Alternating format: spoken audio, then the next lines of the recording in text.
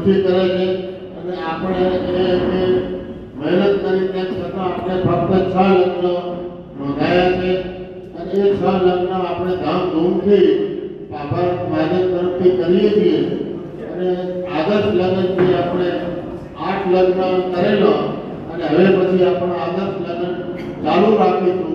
સમૂહ લગ્નની બાબતની અંદર જે કંઈ સમાજના વડીલો નિર્ણય કરે એ રીતે સમૂહ લગ્નનો નિર્ણય લેવાશે. પાભર મહાજન તરફથી દરેક મહાજનોને અને દરેક રઘુવંશી સમાજના આપણા ઉત્તર ગુજરાતના ભાઈઓને અમારું હાર્દિક આમંત્રણ છે કે 8-3ના દિવસે સાંજે આપણે સુંદરકાંડનો પાઠ રાખેલો છે અને 8-3ના લગ્ન 7-3એ સુંદરકાંડ અને 8-3એ સમૂહ લગ્ન. તો તમામ ભાઈઓ બહેનો સમૂહ લગ્નમાં બહુ ઘણી સંખ્યામાં હાજર રહે અને આપણા સામૂહિક સમાજનું સંગઠન જળવાય એ રીતે બધા સાથે મળી અને આ લગ્નને ઉત્સવને ઉજવણીએ એવી અમારી દરેકને પાભર મહાજનની વિનંતી છે અને હાર્દિક આમંત્રણ. જરૂરિયાત આપણે સૌ સાથે મળી આ સમૂહ લગ્ન ઉજવીએ અને સમાજ આપણો એકઠો થાય. સમાજની નાની મોટી ટ્રસ્ટો હોય એકબીજા આપણે સૌ સફળ બનાવીએ અને આ સમૂહ લગ્નમાં સૌ મહાજનો સૌ ભાઈઓ બહેનો જોડાય. ખરાબ કામગીરી થયેલ તેનું માધ્યમ ટ્રસ્ટના મંત્રીશ્રી દ્વારા કરવામાં આવે અને સભામાં હાજર સભ્યોએ ઠરાવની મંજૂરી આપે. પાભર મહાજનના પ્રમુખ શ્રી હરિલાલ વટોલા આચાર્ય તથા પાભર મહાજનના હોદ્દેદારો દ્વારા આગામી આદર્શ લગ્નના બદલે સમૂહ લગ્નનું આયોજન થાય તેવી રજૂઆત થતા વિસ્તૃત ચર્ચા વિચારણાના અંતે એવું નક્કી કરવામાં આવ્યું કે આ લગ્નમાં 2 જેટલા લગ્ન આવે તો સ્વીકારવા અને પાભર મહાજન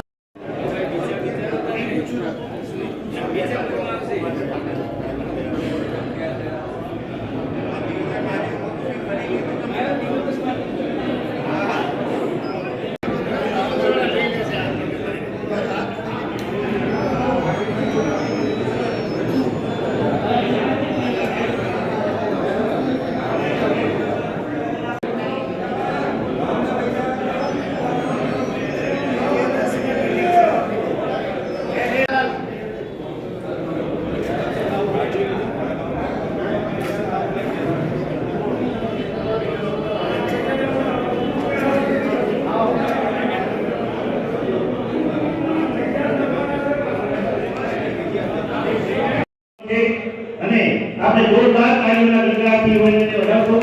સમાજ દ્વારા પાભર મહાજન દ્વારા એનું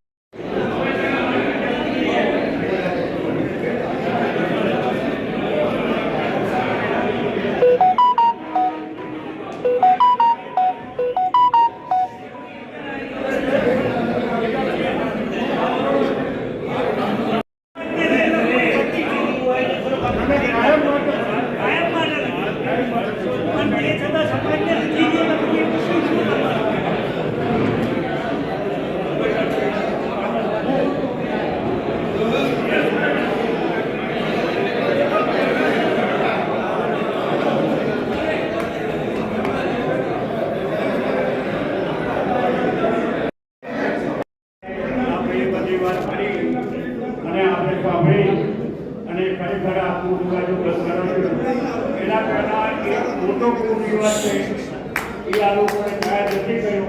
એ રિવાજ જેવું કહું છું કે આપણે બેન્ડ વાજો વગાડીએ છીએ એ બરાબર છે, બેન્ડ વાજાની જરૂર છે, પણ બેન્ડ વાજા વગાડતી વખતે હજારો રૂપિયાની ઘોર કરીએ છીએ. હજારો રૂપિયાની ઘોર કરી આ ઘોર બીજ સંપ્રદાય જે છે એ લોકો એવાના ઘરે જાય છે અને આ પૈસાનો દુરુપયોગ થાય છે, સદુપયોગ થતો નથી. માટે સમાજે આ રિવાજ બંધ કરવા માટે હું દરેક વડીલોને, સમાજના શ્રેષ્ઠીઓને અને કહેનારા ગૌરવથી સમાજને વિનંતી કરું છું કે કોળની પ્રથા બિલકુલ નાબૂદ કરવી જોઈએ. આપણો પૈસો બીજા સદુપયોગમાં વપરાય, આ પૈસો ખોટા રસ્તે જાય છે, ખોટા રસ્તે જતો પૈસાને રોકવો જોઈએ એવી મારે તમને વિનંતી છે. જય હનુમાન, જય સીતારામ. આપણે પિક્ચર પરથી બધું ભૂલ થઈ હતી, પિક્ચરવાળા કાયમ કરી હતી. આપણે સપનમાં ઊંચી દીવાનો 200 માણસ થઈ હતી, પછી ઓફિસિયલ સપનમાં 300 માણસ થઈ હતી, પછી અંકુ પગના પિક્ચરની આઈટમ છે. આપણે કોઈ આવા આઈટમ હતી નહીં, બરાબર છે. અને હું તો એટલે સપનમાં મળેલી માણસો બે હોવું નથી, એમાંથી એક હોવું જોઈએ, અને એમાં મળેલી સંખ્યા હોવી જોઈએ એવી મારો સૂચન છે. લગ્નમાં પણ બહુ અમર્યાદિત માણસો આવે છે, અમર્યાદિત વસ્તુ આપવામાં આવે છે. હવે મર્યાદિત વસ્તુ આપવી જોઈએ, અને આપણી પાસે હોય તો આપણે જે ઘરે બોલાવી અને છોકરીને 4 સોનું આપીએ, આવા દિવસે બચે છોકરીને આપીએ તો એનું હિત થાય છે. બાકી દુસરા લોકો ભેટે થાય છે, એની પાસે બોલાવીએ મોટા ભાગે મુસ્લિમ માણસોનો હોય છે. પછી અમે ભોળ કરીએ છીએ, એ રૂપિયા બધા હિન્દુઓની વૃદ્ધો વપરાય છે. માટે એવી ભોળ કરવી, એ ખોટા જેવા વેચે કરવો એ બરાબર નથી. પૈસા ઓછો હોય તો છોકરીને આપણે કહેવા સારા, પણ આવું કંઈ કરવું એ બરાબર નથી. માટે મારી વિનંતી છે કે આમાં વિચારો. હજી લગ્નમાં પણ ઘણા વિવાદો કરવાની જરૂર છે. ત્યારમાં આપવાની જરૂર નથી. એના વિશ્વાસો આપવાનો મેં આપણે 50 વર્ષનો આપીએ, પણ બાકી બધું એને આપીએ તો બધો વ્યાજની ગામ છે. આમાં ગરીબ માણસો ધન્યવાદ.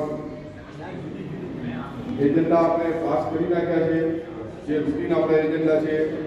આના સિવાય નાના મોટા સૂચન આવ્યા છે. આમાં દરેક માણસને આપણે વ્યક્તિગત વિચારો હોઈ શકે. સમાજને જ્યારે સાથે લઈ ચાલવું હોય, આપણે પહેલું તો એક યાદ રાખવું કે આપણે કોઈ નિયમ બનાવીને કોઈના ઉપર ઠોકી નથી શકતા. આપણે સરકાર નથી ચલાવવાની, આપણે સમાજ ચલાવવાનો. સમાજમાં બધાને સાથે રાખીને આપણે વિનંતી કરી અને પ્રેમપૂર્વક ધીરે ધીરે આજથી ચાલુ કરશું તો આપણને એનું રિઝલ્ટ 5 વર્ષે મળશે.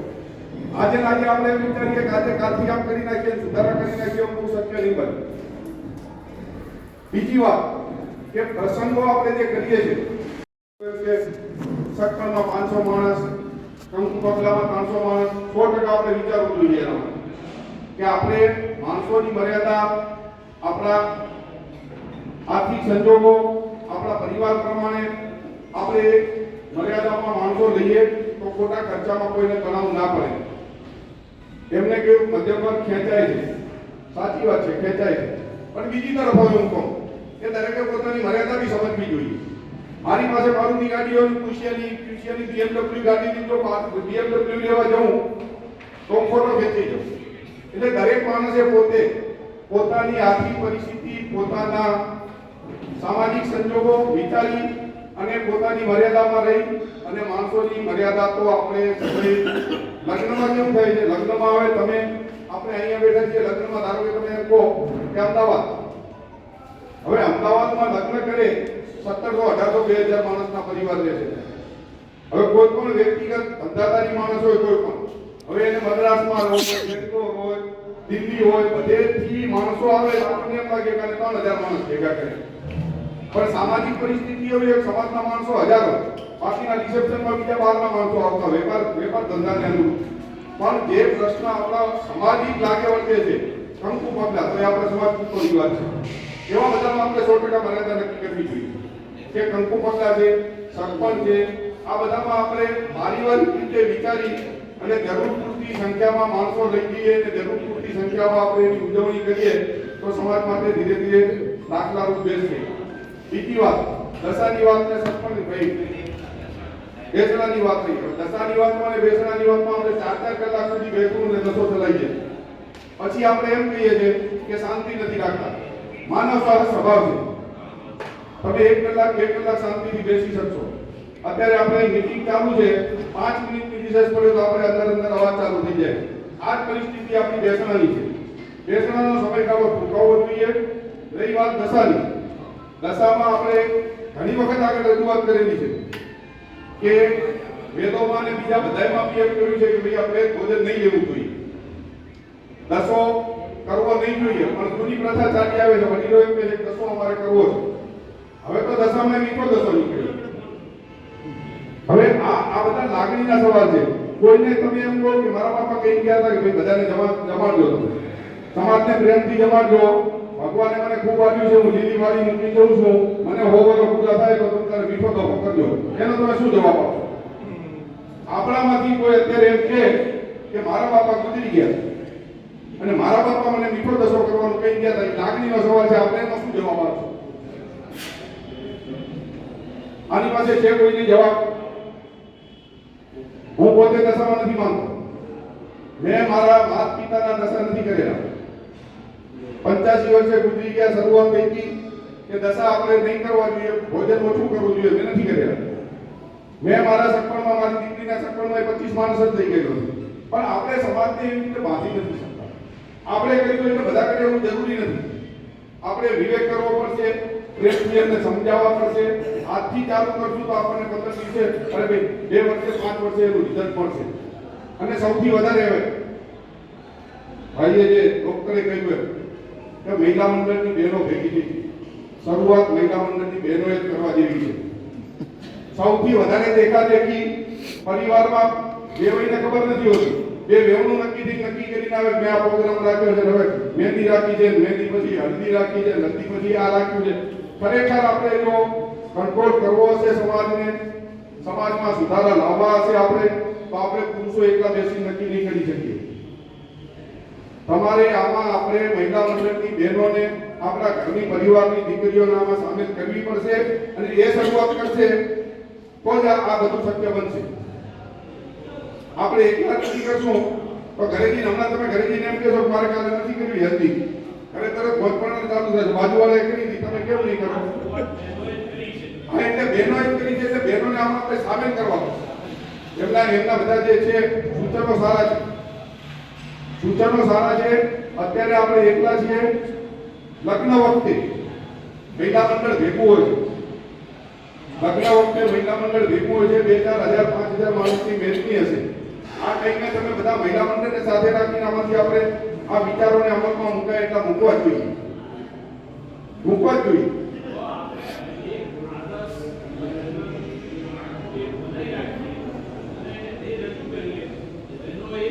હવે બીજી વાત છે, કરવી છતાં નાની બાબતો તમને ચોખવટ કરું. ઘણી વાર બધા એમ કહે છે કે ક્યારેક લગ્નમાં લખો ખર્ચો કરી નાખે, લગ્નમાં ખર્ચો વધારે કરે, 100% નહીં કરવો જોઈએ. પણ સમાજે જે એની પાસે અપેક્ષા રાખી હોય, સમાજની અપેક્ષા, સત્કાર્યમાં પૈસા વાપરી સમાજની અપેક્ષા પૂરી કરી, તમે માનો તમને વાડી બનાવો 51 લાખ આલો, ફલાણું બનાવો કરોડ રૂપિયા આલો, એ પછી એમ કે તમને જો સમાજને 1 કરોડ રૂપિયા હું આપી શકતો હું, તમારા દીકરાના લગ્નમાં શું કામ ના વાપરું? મારે એકનો એક દીકરો છે, શું કરું? બોલો.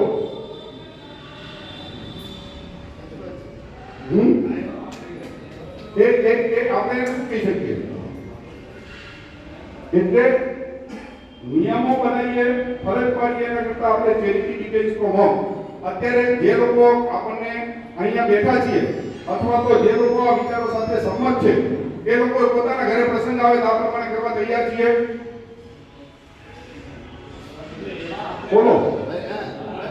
આપણે અત્યારે આજે સૂચનો આવ્યા, સમૂહ લગ્નમાં આપણે આ સૂચનની છણાવટ કરીએ, સમૂહ લગ્નમાં આ સૂચનની છણાવટ કરીએ, મહિલા મંડળને સાથે રાખીને ડોક્ટર, અને મહિલા મંડળ સંમત થાય અને એમાંથી આપણને એમ લાગે બધાને, પરિવારને, મહાજનને, વડીલોને કે આમાંથી આટલા નિયમો બનાવીને એનો અમલ કરાવવો આપણે સૂચના આપવી જરૂરી છે. એટલી સૂચના આપણે આપીએ અને એ સૂચના આપ્યા પછી ચેરિટી બિગિન્સ ફ્રોમ હોમ, એનો સૌથી પહેલા અમલ આપણે જવાબદાર માણસોએ કરવો. હા, પીટાવા નથી અમલ કરતા એટલે તમે ધુતકારી નહીં શકો, એને ઇન્વોલ્વ નહીં કરી શકો. હા, તમે જે લોકો આપણા અહીંયા વિનંતીથી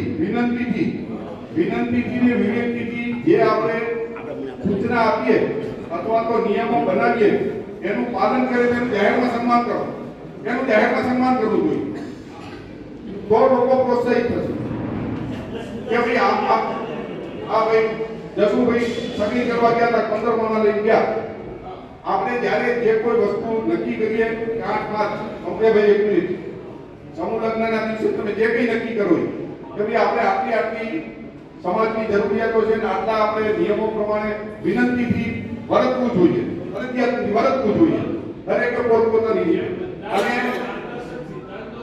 માર્ગદર્શક સિદ્ધાંત એ પ્રમાણે જે લોકો વર્તે તેનું જાહેરમાં સન્માન કરે તો પ્રોત્સાહિત થશે લોકો. કિશોરભાઈ, એવું રઘુવંશી સમાજ સેવા ટ્રસ્ટ તરફથી કોવિડ કાકે સન્માન કરવું જોઈએ. લોકલ મહાજને કરી જ્યારે સમૂહ લગ્ન ને આદર્શ લગ્ન હોય છે ત્યારે આખો સમાજ ભેગો હોય છે. એ જાહેરમાં બી સન્માન કરવું જોઈએ. સંગઠન અને નિયમોનું બંધારણ ઠેર ઠેર ઠાકોર સમાજ અને રબારી સમાજ બધા સમાજોમાં થઈ રહ્યું છે. તો આપણા સમાજમાં પણ આનો પવન ફૂંકાણો છે. તો બધાને આપણના પણ બધા અમારા વડીલોએ પણ વાત કરી છે કે અમારે પણ આ માટે વિચાર રજૂ કરવા છે. તો મફતલાલભાઈ અને જસુભાઈ પણ વિચાર રજૂ કરવા માંગે છે. તો વિકસિત અને વર્લ્ડ લેવલે ફેલાય એટલે આપણે કોઈ કંટ્રોલ કરી શકીએ એમ નથી સમાજને, પણ સમાજ બધા ભેગાથી વિનંતી કરીએ અને કંઈક દરેક વ્યક્તિ પોતે બદલાય અને પોતાના ઘરેથી થોડો ફેરફાર લાવે એના માટે આપણે વિચારવાનું છે. અને છતાં પણ બધા મહાજનો એક વ્યક્તિ કે એમ આપણો સમાજ કોઈ માની શકે એવું નથી આવે. માટે હવે આપણે મંથન કરીએ અને કંઈક નિચોડ લઈને કંઈક નાના મોટા ફેરફાર થાય તો આપણા માટે એ બહુ જરૂરી છે. અને બધા મળી અને બધા સમાજો દરેક મહાજનવાળા આના વિશે વિચારી અને નાની બાબતો અમુક જે બહુ વધુ પડતા ખર્ચા કે થોડું ઓછું કરવામાં જે હોય એ આપણે દૂર કરી શકીએ, વધારે આપણે દૂર કરી શકીએ એવું લાગતું નથી. તો આના માટે ચર્ચા વિચારણા વધારી 3/2024 રોજ ભાભર મુકામે સમૂહ લગ્નની મિટિંગ મળેલી. એમાં સમૂહ લગ્ન યોજાનાર જેના સમૂહ લગ્ન 8/3/2024 રોજ ભાભર મુકામે છે એની મિટિંગ યોજાયેલી. એમાં રઘુવંશી સેવા સમાજ ટ્રસ્ટના ટ્રસ્ટીઓ, મોટી સંખ્યામાં આમંત્રિત ટ્રસ્ટીઓ, ભાભર મહાજનના દરેક મહાજનના પ્રમુખ પ્રતિનિધિ બધાની હાજરીમાં સમૂહ લગ્નની બધી ચર્ચાઓ થઈ અને એ અનુસંધાનમાં આપણે 8/3/2026 રોજ ધામધૂમથી સમૂહ લગ્ન 6 લગ્ન ફાઇનલ થયા અને તે 8/3/2026 રોજ ધામધૂમથી ઉજવાય એવી રીતે આપણે બધી મિટિંગમાં ચર્ચા થઈ. અને હવે નવા લગ્ન દિવોદર મહાજનના ફાઇનલ કરવામાં આવ્યા છે અને એ રીતે આગળ સમૂહ લગ્ન એ દિવોદર મહાજનમાં આદર્શ લગ્ન યજમાન પદે આદર્શ લગ્ન થશે. જય સિયારામ. આજે ભાભર ખાતે 8/3/26ના સમૂહ લગ્ન અંગેની સમગ્ર લોહાણા સમાજની મિટિંગ યોજાઈ. ખૂબ સારી ચર્ચા થઈ અને સારી રીતે લગ્ન કરવા અને સમાજના નીતિ નિયમો સુધારવા યોગ્ય ચર્ચા થઈ અને ખૂબ આનંદપૂર્વક મિટિંગ પૂરી થઈ. તમામ મહાજનના હોદ્દેદારો, પ્રમુખો અને મોટી સંખ્યામાં મહાજનના સભ્યો હાજર રહ્યા. જય સિયારામ.